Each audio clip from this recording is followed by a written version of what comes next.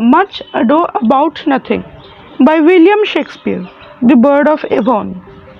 In the palace of the governor of Messina, Leonato, there lived two ladies, Hero, his daughter, and Beatrice, his niece. Hero was serious, but Beatrice was gay and fond of clever talk. Light-hearted Beatrice enjoyed everything with her laughter. One day some young men of high rank in the army came to Messina. Among them were Don Pedro, the Prince of Aragon, and his friend Claudio, a lord of Florence. Witty Benedict, a lord of Padua, was too with them. They were strangers in Messina. When they came to visit the governor, he introduced them to Hero and Beatrice. As Benedict was engaged in a lively talk with Leonato and the prince, Beatrice said, "Sir Benedict, I find you talking all the time, but I am afraid nobody really listens to you." Benedict was not quite pleased to hear Beatrice say this. He thought the girl was not quite well bred, for then she would be more restrained in her speech. He remembered his first visit to Messina, when Beatrice made him displeased with her jests, trying to make him an object of ridicule. Two persons with sharp wits would seldom meet as friends. So to show his dislike, he said, "So my dear Lady Disdain, you were still there." And thus began a war of words, and Beatrice called Benedict the prince's jester. As they exchanged bitter words, Hero sat without a word before the noble guests, while Claudio sat admiring her beauty and grace. But the prince was listening to the talk with interest. He whispered in the ears of Leonato, "This lady will be a fine wife for Benedict." Leonato replied, "Oh my lord, even in a week they will turn each other mad." But the prince would not listen to him. He decided to bring the pair together. When the guests returned from the palace, the prince realized that he would have to think of not just one marriage between Benedict and Beatrice, for Claudio too was very much in love with Hero. He liked it and asked Claudio if he really loved Hero. Claudio said, "I saw her before but had no time to love her, though I liked her very much. Now it is different, for the fair lady has all my pleasant thoughts." The prince was quite impressed, and he lost no time in persuading Leonato to give his daughter in marriage to Claudio. Leonato readily agreed to the proposal, for Claudio was worthy enough to become his son-in-law. Soon a date was fixed for the wedding. Claudio was to wait only a few days, but still he found it wearisome to wait. So the prince proposed a merry pastime to make this time seem shorter. He thought of a plan to bring Benedict and Beatrice closer and make them fall in love with each other. Claudio found the plan quite engaging and joined the prince with the great pleasure. Now the plan was that the prince and Claudio would do everything to make Benedict believe that Beatrice loved him, while Hero would try to convince Beatrice that Benedict was very much in love with her. Prince Claudio and Leonato saw their chance when they found Benedict sitting in the garden reading. The prince and others took their position among the trees and talked loud enough to be heard by Benedict. The prince said, "So Leonato, you really believe your niece is in love with Benedict? I doubt if your niece can really love a man." Leonato said, "I too would not quite believe it, my lord." Claudio then told them that Hero was telling him that Beatrice was so much in love with Benedict that if Benedict was not meant to love her, she would die of grief. But the prince and Leonato told him that Benedict could not be persuaded to love the woman whom he could not praise. The prince then said, "But one should speak to Benedict and make him aware of all this." Claudio said it would not be of any use, for Benedict would only find it amusing. The prince said, "If he is really so heartless, we should see him hanged, for there is no lady sweeter than Beatrice, and it is a crime to break her heart." After this they left, and Benedict, who listened to them with interest, asked himself, "Can it be true? Does Beatrice really love me?" He thought that the prince and others were quite serious, and Hero too could not lie. And of course, Beatrice is very fair and virtuous. While thinking like this, he saw Beatrice, and Benedict seemed to have noticed the marks of love in her face. Beatrice came to him and said, "Against my will, I had to come and invite you to dinner." Benedict was unusually polite when he said, "Fair Beatrice, I thank you for all you have done for me." Beatrice was not polite, she spoke rudely as she always did and left. But Benedict discovered kindness in her rudeness and felt that the wit in him had already given way to love. Now it was Hero's turn to play the role she was assigned, and she sent Margaret to Beatrice, who was sitting in the room with the prince and Claudio. Margaret was told to whisper in the ear of Beatrice that Hero had something to tell her alone in the garden, so she must come at once. When Margaret had gone, Hero told Ursula, another woman who attended on her, to come with her. She and Ursula would work in the garden and talk about Benedict. Ursula would praise Benedict the moment Hero mentioned his name, and Hero would talk about how Benedict was in love with Beatrice. As they began their talk in the garden, Hero saw Beatrice walking towards them quietly to hear them. When she was sure that Beatrice would hear her, Hero said to Ursula, "No, Ursula, Beatrice is too proud to love Benedict, or perhaps she is too shy to tell him of her love." Ursula said, "But are you sure that Benedict really loves your cousin?" Hero replied, "The prince says no, and Claudio too is sure. They asked me tell her, but I advised them never to let Beatrice know about it." Ursula agreed with her and said, "You are right, for your cousin will make fun of it and hurt Benedict. But still I must say, you wrong your cousin, for why should she refuse such a fine gentleman as Sir Benedict?" Thus they went on talking, and at last Hero told Ursula that she would be married to Claudio the following day, and she must go with her to see her new clothes. All this time Beatrice hid herself and listened to them, and she was thinking if all that they said about Benedict was true. She said to herself, "I too can love, and to love Benedict I must tame my wild heart." Thus the hearts of the two enemies had completely changed, and the merry plan of the good prince succeeded in tricking them into liking each other.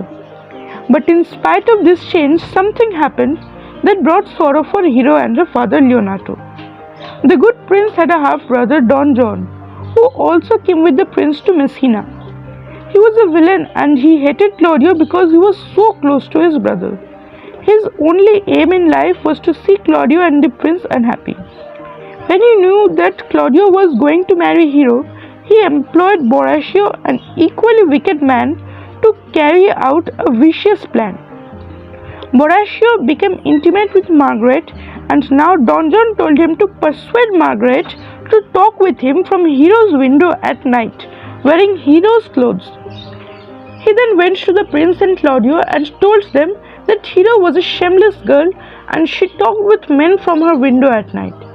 He was sure that if Claudio had seen Margaret in Hero's clothes, he would take her for Hero and refuse to marry her. Both the prince, the wedding would never take place. So they went with Don John, and as it was planned, they found the lady looking out from the Hero's window in Hero's clothes and talking with Borachio. Claudio had no doubt now that Don John had told them the truth. His love for Hero was now turned into hatred, and he resolved that Hero must be exposed in the church. The prince also agreed that everybody must know how shameless a lady Hero was. So they all met in church, and when the priest was about to unite Claudio and Hero as husband and wife, Claudio spoke angrily about what Hero was seen doing the night before. Hero was shocked to hear her Claudio speak that way and said, "Are you well, my lord?" Leonardo too could not believe his ears. So he said to the prince, "My lord, why are you silent?" The prince replied, "What can I say? What Claudio has said is true." Benedict too was shocked, and he said, "Does it all look like marriage?" Hero, to her honor, found it all unbearable. The unhappy lady fell fainting to the ground, appearing to be dead. The prince and Claudio left the church without looking at her or Leonato, but Benedict did not go with them. He came to Beatrice, who knew Hero and did not believe a single word spoken against her, though Leonato believed the story and was ashamed of his daughter. The old priest was a wise man, and he understood the human nature much better. He said to Leonato, With all my experience and knowledge of a man, I can assure you that this lady is falsely accused. And when Hero had recovered, the priest asked her, Lady, would you tell me about the man you spoke to? Hero answered, that only they know who accused me of speaking to him. I have not spoken to any man. Then she turned to her father and said, Oh, my father, if you ever find proof that I really talked to a man at that hour of night, you must put me to death. Now the priest had his plan for acquitting Hero. He advised Leonardo to let people know and believe that Hero was dead. He must be in mourning and preparing for a burial. He believed that Claudio, if he truly loved Hero, would repent for accusing Hero so rashly. Benedict advised Leonardo to do as the priest wished him to. Thus persuaded, Leonardo acted as he was advised by the priest. The priest led him and Hero away to comfort them, while Benedict and Beatrice were left alone. Beatrice was in tears, and with all his love and sympathy for Benedict, said, I have a little doubt that Hero has been wronged, and as we love each other now, should we not want to see the wrong righted? Beatrice said that if he could make her cousin happy again, he would own all her love. So Benedict swore to do anything Beatrice would bid him to. But when Beatrice told him to kill Claudio, who had made Hero unhappy, he would not do that, though Claudio was a villain who had wronged Hero. Beatrice mocked him for being so cowardly and for swearing only to play her false. At last he agreed to fight with Claudio and make him pay dearly for the wrong he had done to Hero. In the meantime, Leonardo had gone to the prince and Claudio and challenged them to a duel with him. The prince and Claudio respected his age and realized that he was mad with sorrow, so they refused to fight. At that time, Benedict arrived and challenged Claudio to fight with him. But before they were engaged in a duel with their swords, heaven interrupted to prove Hero pure. While the prince and Claudio were wondering if Beatrice had set Benedict on them, Horatio was brought there as a prisoner. He was overheard boasting to his companions about the wrong he had done to Hero at Don John's behest. Horatio confessed now what he had done and how Margaret was dressed in Hero's clothes and talked to him from the window. When Don John found that his wickedness was exposed, he fled to escape punishment. Claudio could see now how unkind he had been to Hero, who had died for being falsely accused. He was ashamed and repentant, and he begged Leonardo to punish him in whichever way he liked.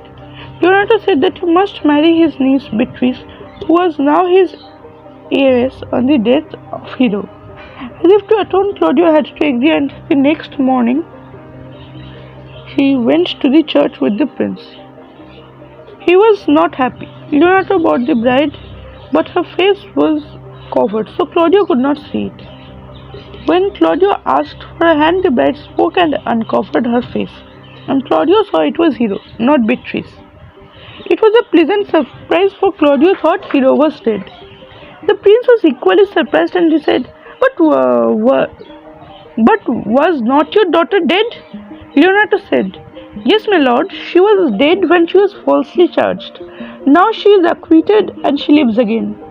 The priest promised to explain everything after the marriage. Then came Benedict and begged the priest to let him marry Beatrice at the same time.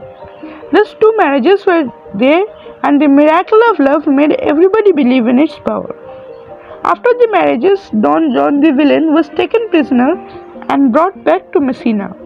His punishment was queer, for he was made to watch the merry weddings and joyous feasts that reminded of his exercises in fertility.